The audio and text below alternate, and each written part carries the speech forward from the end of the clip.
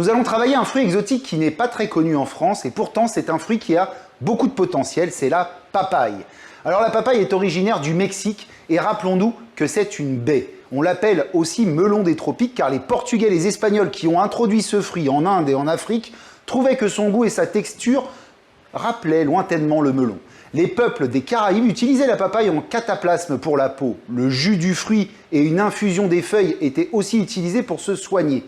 Quoi qu'il en soit, la papaye est riche en fibres, pauvre en calories, pleine de vitamine C. Et en cuisine, il faut commencer bien entendu par bien choisir le fruit. La peau doit être lisse et sans brunissure. On va accompagner cette papaye également d'un blanc mangé. Ma recette à moi, voilà, globalement, du jour, chers amis Food Cuisine, c'est un blanc mangé et papaye au basilic. On va commencer notre recette par lancer la préparation de notre blanc mangé. Pour ce, on va prendre une casserole et on va mettre dans celle-ci, en fin de compte, pas mal d'éléments. On va mettre du lait, on va ajouter dans ce lait le sucre, la poudre d'amande. Ensuite, on va se prendre un fouet et on va aller se mettre sur un feu à 8 sur 10. On va mélanger toute la masse ensemble.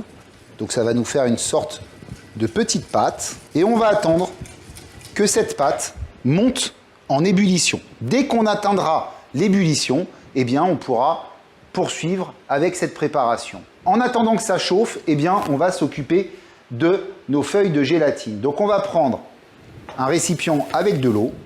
Et dans ce récipient, on va faire tremper notre gélatine. Il faut qu'on la ramollisse avant de l'introduire dans le reste de notre préparation. Et quand vous ramollissez les feuilles de gélatine, surtout mettez pas tout le tas d'un coup dans l'eau, vous mettez feuille par feuille. Ça vous permet vraiment d'éviter que vos feuilles se collent entre elles et qu'elles se ramollissent mal. Voilà. Donc la gélatine, en général, on compte à peu près 6 feuilles au litre, en général. C'est à peu près la bonne quantité. Moi, je préfère la gélatine à l'agar-agar. Vous pouvez quand même utiliser de l'agar-agar dans cette recette. L'agar-agar reste un produit totalement végétal, hein, donc c'est ça l'avantage. Moi maintenant, j'ai une préférence sur le côté gélatine animale parce que ça nous apporte une gelée qui est un peu différente de l'agar-agar qui, elle, a tendance à s'effriter, alors que la gélatine, elle reste vraiment très gélatineuse. Ici, ma casserole, je mélange bien. L'objectif pour moi, c'est juste d'avoir une sorte de petit bouillon hein, dans ma casserole. Voilà, regardez dans ma casserole. On voit hein, qu'on a une sorte de petite ébullition sur le dessus. Je vais sortir du feu. Je vais venir me poser sur ma planche, ce qui va me permettre de travailler tranquillement. Alors, on ne se précipite pas. Hein. Là, on est monté à ébullition. L'ébullition, on avoisine les 100 degrés. La gélatine déteste les hautes températures. Donc, on y va tranquille. On prend notre gélatine qui a totalement ramolli. Hein. Vous voyez, regardez, ici, ma gélatine, elle est toute molle. Je vais bien la presser pour enlever l'excédent d'eau, hein, j'en veux pas de l'eau hein, qui est dedans. Et cette gélatine, on va pouvoir l'introduire dans notre préparation. Et là, étant donné que maintenant elle est ramollie, elle va fondre directement dans notre masse qui est chaude. Voilà, elle a déjà fondu. Donc je mélange bien, de façon à ce que ma gélatine s'incorpore parfaitement avec mon mélange. Et cette préparation, je vais la garder à l'extérieur, hein, en dehors de mon frigo. L'objectif, c'est qu'elle descende en température, parce que tout à l'heure, je vais incorporer de la crème dedans. Donc, l'idéal, c'est qu'elle arrive à 32 degrés. Au-dessus de 32 degrés, votre crème montée retombera quand vous l'incorporez dedans. Donc, on va la laisser tranquillement refroidir à température ambiante jusqu'à atteindre ces fameux 32 degrés. Allez, je réserve sur le coin de mon poste. On va maintenant pouvoir s'occuper de notre papaye. Alors là, moi, j'ai une très très grosse papaye. Elle nous vient tout droit d'Amérique du Sud.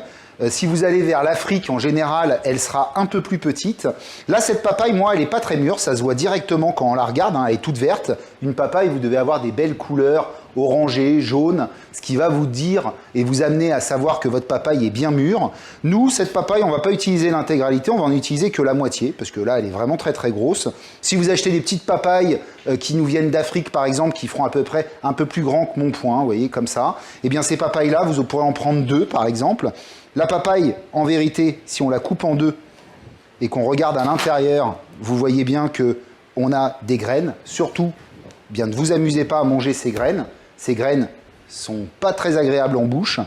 Donc, ce qu'on va faire, allez, on va enlever déjà, tapoter un peu pour enlever l'excédent de graines qui est à l'intérieur.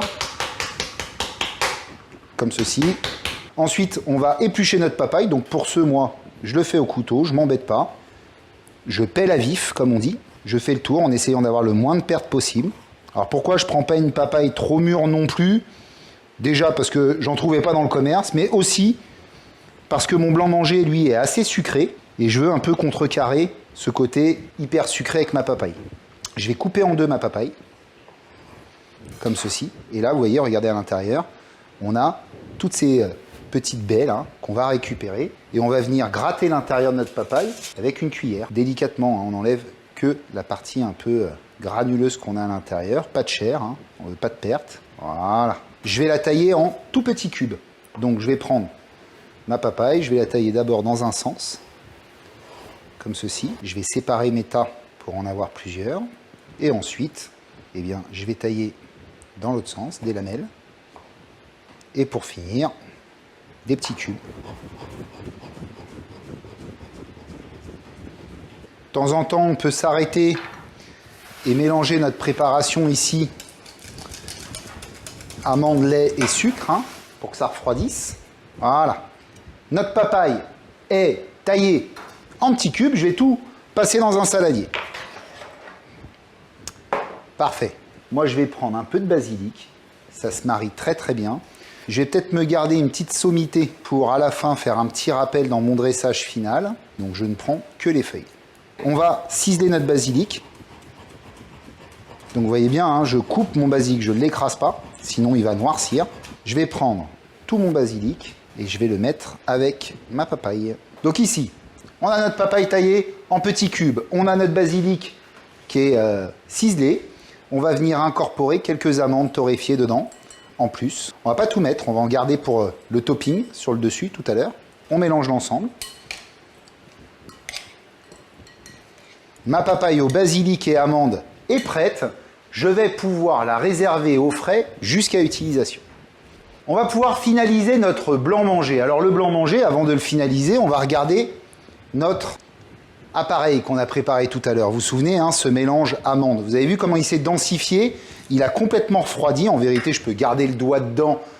C'est supportable. On est à 32 degrés. Hein, ça, c'est certain. Vous voyez, je peux poser ma main en dessous. Ça ne bouge pas. Je ne suis pas en train de me brûler. Ça, c'est important. Très important. Parce que si c'est trop chaud, votre crème elle va retomber. Et là, votre blanc manger, il est raté. D'accord? Donc, là, ici, j'ai une température qui me convient bien. Donc, ce que je vais faire, c'est que je vais passer ma préparation dans un saladier. Si votre préparation est vraiment très très dure, c'est que votre gélatine a commencé à prendre. Donc vous vous remettrez à un feu très très bas, 1/10, hein, le plus bas que vous ayez sur votre induction, si vous êtes à l'induction, histoire de juste faire remonter en température votre préparation. Mais très légèrement, il ne faut surtout pas le faire bouillir et non plus le faire remonter trop haut en température parce qu'on veut que ça reste froid. Allez, là, vous voyez, j'ai une masse nickel, un peu épaisse, mais souple à la fois pour que je puisse venir incorporer dedans eh bien, ma crème montée. Je suis au top. Je réserve de côté cette préparation. Je prends un saladier froid. Vous voyez, regardez, il y a un peu de condensation dessus. Et de la crème liquide également froide. Ça, c'est important. Quand vous faites une crème montée, prenez un récipient froid, une crème froide. C'est le succès de la réussite. Deuxième succès de la réussite, crème, 30% de matière grasse. C'est le gras qui va faire que ça va monter et que vous allez avoir une émulsion. Si vous prenez une crème qui est légère, ça ne montera jamais. Et là, on va monter notre crème jusqu'à l'obtention d'une sorte de chantilly en texture. Voilà, la crème commence à épaissir. Je peux accélérer. Dès qu'on verra des petits reflets jaunes, il faudra s'arrêter. Allez, on prend avec son doigt, on regarde. Vous voyez, on a une petite pointe au bout de notre crème, on est bien. On prend notre première préparation qui est ici et on va venir incorporer déjà dans un premier temps quasi la moitié de la crème. Et on y va tout en délicatesse. Là maintenant, sur cette étape, il ne faut pas traîner les amis parce que la crème peut retomber. Surtout que moi aujourd'hui, il fait très chaud où je suis. Donc on y va doucement. De crème qui est incorporée. J'attends pas que ça soit totalement incorporé. Je vais intégrer une deuxième partie et on y va. Je viens incorporer tout le reste de ma crème montée. Et à la spatule. On peut le faire au fouet, mais si vous le faites au fouet, vraiment tout en délicatesse. Hein. Le fouet, c'est ce qu'il y a de mieux, en vérité, parce que vu que vous avez plusieurs branches, vous incorporez plus vite. Mais il faut y aller vraiment tout en délicatesse. Et dès que c'est homogène, on s'arrête de mélanger. Voilà. Là, ma préparation est prête. Je vais la réserver sur le coin de mon poste de travail. On va maintenant pouvoir mouler notre blanc manger. Pour ce, moi j'ai un moule à Savarin ou un moule à baba, comme vous voulez, avec un trou au milieu, ce qui nous permettra tout à l'heure, quand on aura démoulé, en fin de compte, d'avoir notre papaye au milieu. Ça sera très joli. Donc, ce moule, on va couler directement notre appareil dedans. Pas spécialement besoin de graisser le moule. Par contre, on essaye d'être équitable.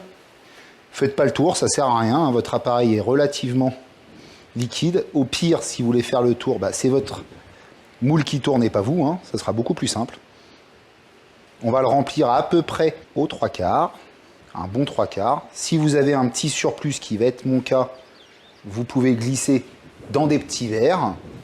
Là, l'erreur à ne pas commettre, c'est de taper son moule. Si vous tapez le moule, vous faites retomber toute votre crème. Ce qu'on va juste faire, c'est secouer légèrement comme ça. Voilà. Et là, vous voyez, la masse se répartit équitablement. Et là, on est bon.